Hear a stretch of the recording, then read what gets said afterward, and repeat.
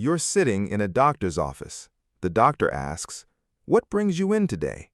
And you know exactly what's wrong, but the English words for it just won't come. Your head hurts, your throat is sore, you haven't slept in days, but all you can say is, "I feel bad." Today, we fix that. Repeat after me right now. I've had a throbbing headache for the past 2 days and I can't seem to shake it. Say it out loud. That's sentence 1 of day 12. Let's get 34 more. Welcome back to Easy English Classroom. I'm David. And I'm Alice. Day 12, almost halfway through the challenge. Almost halfway. And today's topic is one of the most practically important ones we've covered. Talking about your health and visiting a doctor in English. Goal: 35 spoken sentences, plus 5 essential health phrases that could genuinely help you in a real medical situation. This one feels important. Health is not something you want to get wrong in a foreign language. Exactly, and that's why we're building a solid toolkit today. Instant drill first. Listeners, say these with Alice right now. Ready. I've been feeling under the weather for a few days now. I've been feeling under the weather for a few days now. I'd like to make an appointment with the doctor, please. I'd like to make an appointment with the doctor, please. The pain is a sharp, stabbing feeling on my right side. The pain is a sharp stabbing feeling on my right side. 3 sentences in 90 seconds, and each one is something a doctor needs to hear from you clearly. Let's build on them. Okay, so here's my honest fear about this topic. Medical situations make me extra nervous in English because the stakes feel so high. If I can't describe my symptoms properly, the doctor might not understand what's actually wrong with me. And medical words feel so technical and difficult. That fear makes complete sense, and you're definitely not alone. Health conversations feel higher stakes because they are higher stakes. But here's something reassuring. Doctors are trained to ask follow-up questions, so even if your first description isn't perfect, they'll guide you. Your job is simply to describe how you feel as clearly as you can, and today we're going to build that skill together. That's actually comforting. I don't have to be medically perfect, just clear. Exactly. Clear and honest is all you need. And the vocabulary we're learning today covers the most common situations you'll ever face. You're not alone in feeling nervous about this. And after today, that nervousness will have a lot less power over you. Okay, let's do this. Let's do this. Let's upgrade some basic health descriptions. The doctor asks, "How are you feeling?" And you have a headache. What do you say? I have headache. Good start. Let's upgrade. I've had a really bad headache since yesterday morning. It's mostly at the front of my head. I've had a really bad headache since yesterday morning. It's mostly at the front of my head. Excellent. Location plus duration. That's exactly what a doctor needs. Next, you have a sore throat. How do you describe it? My throat hurts. Let's add detail. My throat is really sore. It hurts especially when I swallow. My throat is really sore. It hurts especially when I swallow. Especially when I swallow.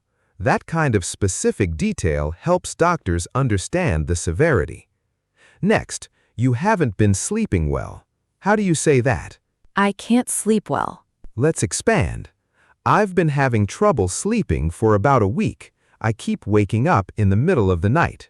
I've been having trouble sleeping for about a week. I keep waking up in the middle of the night. Pause here, listeners. Repeat this out loud. I've been having trouble sleeping for about a week. That phrase works for any ongoing symptom. Just swap sleeping for your own symptom. Last warm-up. You want to ask when you'll feel better. How do you phrase that? How long until better? Let's polish. How long do you think it will take before I start feeling better?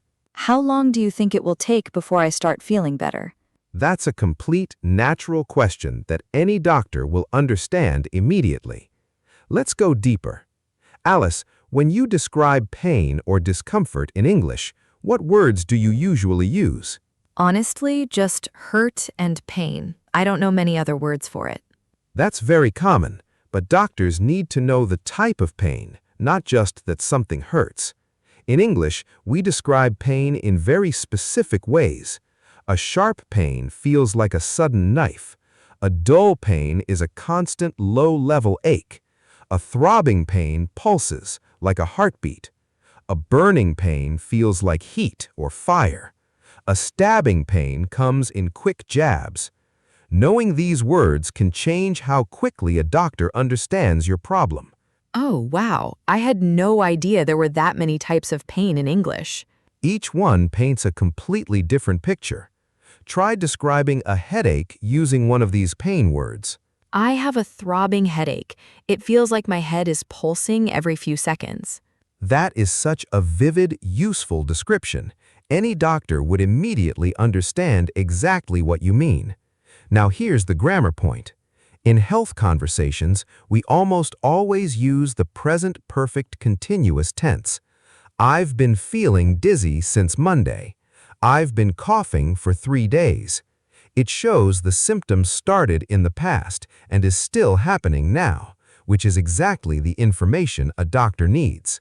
So I shouldn't say, I feel dizzy since Monday. I should say, I've been feeling dizzy since Monday. Exactly right.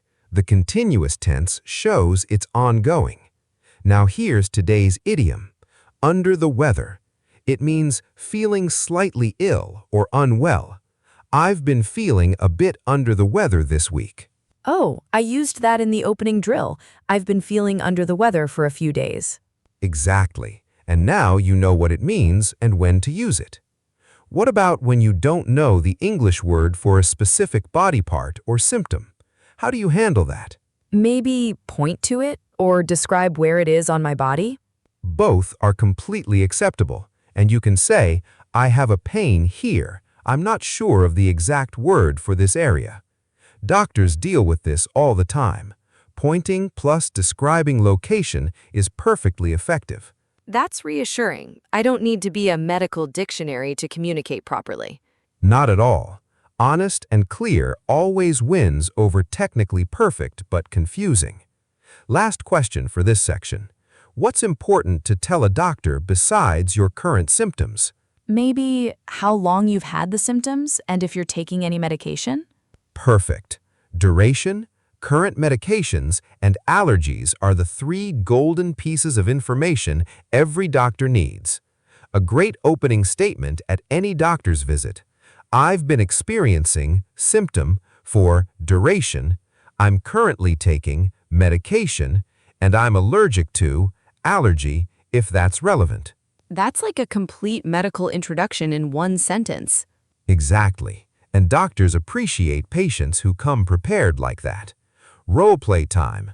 First scenario. Booking a doctor's appointment over the phone. I'll be the receptionist. Good morning, City Medical Clinic. How can I help you? Good morning. I'd like to book an appointment with a doctor, please. I've been feeling unwell for a few days and I'd like to get checked out. Of course. Can I ask what your main symptoms are?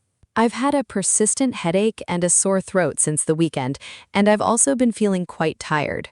All right. I can fit you in tomorrow at 10. Does that work? Yes, that works perfectly. Thank you so much. That was excellent. Clear reason for the visit, specific symptoms, and a polite confirmation. You used persistent and since the weekend, both very natural and medically useful. It felt surprisingly natural, even talking about health over the phone. Second scenario. Describing your symptoms to the doctor face-to-face. I'll be the doctor. So, what brings you in today? I've been feeling under the weather for about 4 days. I have a throbbing headache that won't go away. My throat is sore, especially when I swallow, and I've been having trouble sleeping. I see. Any fever or chills? A mild fever, yes, around 38 degrees. No chills, though. All right, let's take a look. That was a textbook medical description. You used throbbing, gave a duration, described location, and answered the follow-up question precisely. A doctor would be very happy with that level of clarity. I used almost every pain type word we learned. I was quite proud of that. You should be. Third scenario, asking the doctor about your medication. I'll be the doctor explaining the prescription. I'm going to prescribe you some antibiotics. Take 1 tablet twice a day with food. Thank you. Just to confirm, 1 tablet twice a day with meals. Are there any side effects I should watch out for? Some people experience mild nausea, but it's usually fine if you take it with food. And how long should I take them for? And is it okay if I take them with my regular vitamins? Perfect. You confirmed the instructions, asked about side effects, duration, and interactions. Those are exactly the right questions to ask about any medication. I used the paraphrasing technique from day 11 to confirm the dosage. Ha! Everything we learned connects. 11 days of skills working together. Shadowing drill. Listeners, say every sentence out loud with Alice. Ready? Ready. I've been feeling under the weather for a few days now. I've been feeling under the weather for a few days now. I'd like to make an appointment with the doctor, please. I'd like to make an appointment with the doctor, please. I've had a throbbing headache since yesterday morning. I've had a throbbing headache since yesterday morning. My throat is really sore, especially when I swallow. My throat is really sore, especially when I swallow. I've been having trouble sleeping for about a week. I've been having trouble sleeping for about a week. The pain is a sharp stabbing feeling on my right side. The pain is a sharp stabbing feeling on my right side. I have a mild fever, around 38 degrees. I have a mild fever, around 38 degrees. Are there any side effects I should watch out for? Are there any side effects I should watch out for? How long do you think it will take before I feel better? How long do you think it will take before I feel better? Just to confirm, 1 tablet, twice a day, with meals. Just to confirm, 1 tablet twice a day with meals. 10 more sentences, plus the 3 from our opening drill. 13 health sentences today alone, and combined with everything else, well over 35 total. And every single one of them could genuinely help me in a real medical situation. That's exactly the point. Practical, real, ready to use. Pause right now, listeners. Pick the health phrase you're most likely to need in real life and say it out loud one more time. Let's lock in today's vocabulary. First word, symptom, a sign of illness that you experience in your body. What are your main symptoms today? Your turn. My main symptoms are a headache and a sore throat that started 3 days ago. Perfect medical description. Next, prescription, a written instruction from a doctor for medicine. The doctor gave me a prescription for antibiotics. I need to take this prescription to the pharmacy to get my medicine. Very practical. Next, persistent, continuing for a long time and difficult to get rid of. I've had a persistent cough for 2 weeks. The persistent headache finally went away after I took the medication. Excellent usage. Next, nausea, an unpleasant feeling that makes you want to vomit. I've been experiencing nausea since this morning. I always feel nausea when I travel long distances by car. Very relatable. Next, allergy, a condition where your body reacts badly to certain substances. I have a penicillin allergy, so please check before prescribing. I always tell doctors about my allergy before they prescribe anything. Very responsible and smart. Next, dosage, the amount of medicine to be taken at one time. What's the correct dosage for this medication? I asked the pharmacist to explain the dosage because the label was confusing. Great practical sentence. Next, diagnosis, the identification of an illness by a doctor. The doctor's diagnosis was a mild throat infection. I was relieved when the diagnosis came back and it wasn't anything serious. Very real and relatable. Last word, recover, to return to good health after an illness. She recovered fully within a week. I hope to recover quickly so I can get back to my normal routine. 8 health vocabulary words, each one making you a more confident, clearer communicator in medical situations. Quiz time. Full sentences, please. Question 1. What are the 5 types of pain we learned today? And can you describe one? The 5 types are sharp, dull, throbbing, burning, and stabbing. A throbbing pain pulses like a heartbeat. It's the kind of pain I get with a bad headache. Excellent recall and great personal example. Question 2. What tense do we usually use to describe ongoing symptoms to a doctor, and why? We use the present perfect continuous, like, I've been feeling dizzy since Monday, because it shows the symptoms started in the past and is still happening now, which is important medical information. Perfect explanation. Question 3. What does under the weather mean?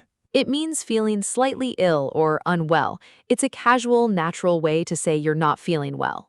Great recall. Question 4. What 3 pieces of information should you always give a doctor? The 3 key pieces are your symptoms and how long you've had them, any medications you're currently taking, and any allergies that are relevant. That's a complete answer. Well done. Last question. How do you feel about visiting a doctor in English now compared to the start of this episode? Honestly, I feel so much more prepared. I have specific words for different types of pain, the right tense to describe symptoms, and the questions to ask a doctor. I actually feel like I could handle a real doctor's visit now. 5 tips for talking about health confidently in English. Use specific pain words: sharp, dull, throbbing, burning, stabbing, instead of just hurts. One word gives the doctor a completely different picture. Always mention duration. I've had this for 3 days tells the doctor something it hurts never could. Use present perfect continuous for ongoing symptoms. I've been feeling dizzy since Monday instead of I feel dizzy since Monday. Always ask about side effects, dosage, and duration when given medication. It's your right to understand your treatment fully. If you don't know a medical word, describe the feeling or point to the location. Doctors are trained to help you communicate. You don't need to be perfect. Alice, how do you feel now compared to the beginning of today's episode? At the start, I was genuinely nervous about medical English. It felt like the highest stakes situation to struggle with. But now I have specific pain vocabulary, the right tense to describe symptoms, and real questions to ask a doctor. Honestly, I feel prepared in a way I've never felt before for this kind of situation. That preparation is exactly the goal. Let's recap. 1. We opened with a 3-sentence instant health drill. 2. We warmed up with 4 upgraded symptom descriptions. 3. We had a deep conversation about pain types, the present perfect continuous tense, the idiom under the weather, and the 3 golden pieces of medical information. 4. We practiced 3 role plays: booking an appointment, describing symptoms, and asking about medication. 5. We shadowed 10 essential health sentences. 6. We learned 8 vocabulary words. 7. We quizzed everything. Day 12 of 30 complete. 12 days done, and I genuinely feel like a different English speaker than when we started. 12 days of real practice, that difference is completely earned. If today's episode made health conversations feel less scary, please like and subscribe. It helps so many more learners find this series. And here's your homework. Describe how you're feeling physically right now in English. Even if you feel perfectly fine, practice sentences like, I'm feeling great today, no aches or pains. Use at least 10 health-related sentences. And leave a comment telling us, what health topic in English do you find hardest to talk about? We'd love to hear it. Next is day 13, and we're covering something everyone needs, talking about travel and making travel plans in English. See you then. Keep speaking, keep shadowing. Your health and your English are both getting stronger every day. Bye, everyone.